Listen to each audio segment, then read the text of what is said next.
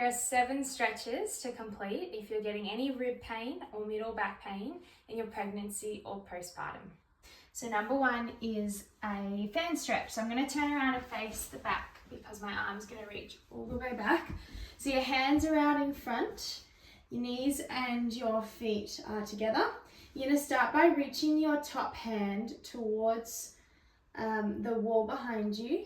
So a big reach up and around, trying to open up that space between the ribs and the hips. From there, you're going to take that arm behind, trying to reach the floor or the bed, trying to open up through the front of the chest here, and then sweeping that hand down by your hip and all the way back to the start. So reach forwards, up, around, past your head, sweeping the floor, and then down past your hip and back to the start. I'll just show you from front on as well. So hands start here, reaching forwards, up, around. I can't go all the way around with the wall there, down past your hip and back to the start. So then we're going to go onto our hands and knees. Hands are stacked underneath shoulders, knees stacked underneath hips, and we're going into cat and cow. So dropping the chest and the belly, looking up towards the ceiling, opening through the shoulder blades. Take a big breath in here. And then exhale, we're going to round the back, pull the belly in, push your hands into the floor to try and push your shoulder blades apart and round your back, really tucking your chin to your chest. Breathing in as we look forward and up. Try not to let your shoulders creep up by your ears here, so keep pushing down into the floor. And then breathe out, we round. And throughout, we're going to try and keep the legs relaxed, so the lower legs, toes are relaxed, shins are relaxed. When we get to this point, it's a good opportunity to come to your pelvic floor and think about releasing it. So imagining where your sit bones are, that space is going to widen, or we're allowing the sensation of we and wind. And then when we come into our other position, it's a good chance to engage the pelvic floor. So sit bones come together and stopping that sensation of we and wind. From here, we're going to move into a thread the needle. So one arm reaches up towards the ceiling, we open the chest and looking up, and then we thread that arm underneath the other, trying to bring your head towards the floor and reaching that arm as far as you can. And go on the other side, so a big reach up towards the ceiling, try and open your chest, look up towards the ceiling, and then thread that needle. Bring your head down towards the floor. Big breaths here. From here, we go into child's pose. So we bring the feet together and the knees out wide. Hands reach to the top of your mat. We're going to try and bring the chest down towards the floor and bringing your forehead down too. Now, if that's uncomfortable, you're going to prop up onto your elbows and just rest back. And really for the upper back here, we're just trying to focus on extending the chest or the breastbone down towards the floor. Now, if you're having any trouble with that, again, come up onto your hands, but really just focus on bringing your chest down towards the floor and breathing through the ribs. Okay, so last exercise is sink stretch, which is just my name that I use, which is just the name that I use.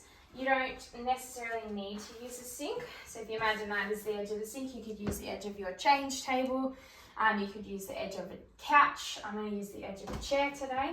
So we're going to wrap our hands around the edge of whatever we're using. We're going to lean back into it. So whatever you're using, you need to be able to lean back so it's supporting you. So chest comes down. Now to increase this stretch through your back, you're going to bend your knees more. If you do want a stretch through your legs, you're going to straighten your knees. You'll get it with both back and legs. But to focus more on the back, you're going to drop your chest down. And then to focus on one side at a time, cross one hand over the other and lean back. And you should feel that opening up that space between ribs and hips. Again, try and tuck your chin to your chest and look down so that your neck gets a stretch too. Swapping hands, one over the other. And we're going to do one more like that on each side, but just another variation. So crossing your hands and then bending the opposite knee. So if we've got our right hand over our left, Bend your left knee and straighten your right and lean into that left side. Try and rotate your body to the right and really plant that heel down into the floor and twist and open. So you should feel a nice big stretch through the hips. Now the hip, there's a muscle, the lat, that connects the hips to the shoulder blade, which I find can get really tight during pregnancy and rib pain. So it's really nice to try and open that up. So crossing left over right now, straightening your left knee, bending your right and leaning into that right side. Try and open through the hip, twist towards the left and breathe. Go into a side bend now. So one arm up towards the ceiling, other hand reaching down towards your knee and reaching side. Then we're going to twist the body down towards the floor and continue that roll down all the way with a slight bend at the knees. Roll your hands through the center. Come around to the other side and we're going to roll back up this side now. So you're going to feel that stretch in the opposite hip and rib and coming back up to the ceiling, and then we'll repeat that on the other side. So drop the other hand, reaching down, side bend, twist the body, bend the knees slightly, roll down through the center, off to the other side, and then restack your spine on that angle. Reach both hands up towards the ceiling and then coming back down. Into mermaid stretch now. So this is the full mermaid Z sit.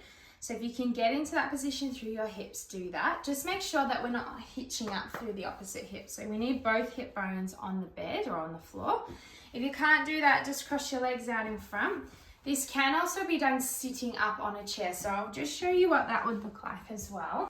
And this might be a good option if you've got, if your belly's starting to get big and you haven't got that space. So literally just like this, the movement we're doing is a side bend. So it can be done in a chair, seated, like that. On the floor, reaching in. You can probably just lean into it a little bit more on the floor.